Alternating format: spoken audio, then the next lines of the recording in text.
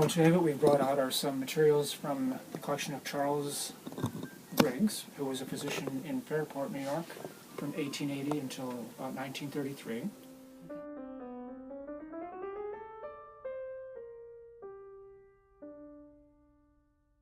As was typical in those days, you could go right from prep school into medical school. Wow. Which he did. He graduated in June of 1876. By that autumn, he was working as an assistant to a physician named H.D. Vosberg in Lyons, New York.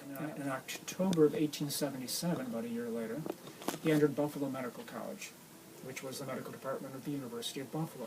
And at that time, one of the better medical schools in the United States. Buffalo was a booming place. Followed the program, graduated in 1880. The bulk of the collection, there's some interesting things in the collection, but the most interesting things are the diaries that he kept. They're very detailed. And probably the most interesting series among the, 20 volumes of diaries, small and large, in the collection are the 3 or 4 diaries that pertain to his medical education. I imagine there are very few collections that have documents like this that record the daily activity of a medical student over 3 years, including what he did when he was home with his preceptor. So, what lectures he attended, what dissections he did, what surgical operations he was able to observe, clinical rounds, all the details of medical education over a period of 3 years. Diary of C.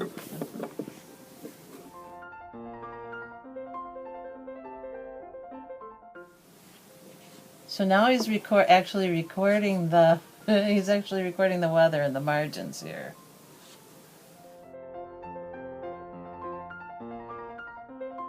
He was married 3 times. His first wife died in childbirth when he was still a medical student. And by his second wife, and we have a photograph of his second wife, Nettie Palmer Briggs, and their 3 children. He belonged to the Griffith Microscope Club, and there were microscopic clubs all over the place, and they would exchange slides. You could see some of these slides are labeled C.M. Briggs, Fairport, New York. Some of them are labeled E.H. Griffith. Oh, look.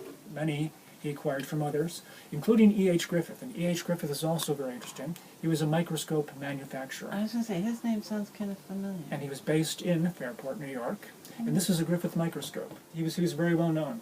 And the Griffith microscopes were sold in North America. They were available in England.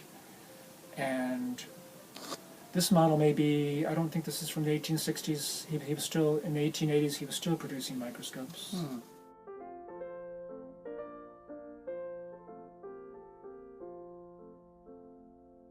The inventory of the Briggs collection is on our website.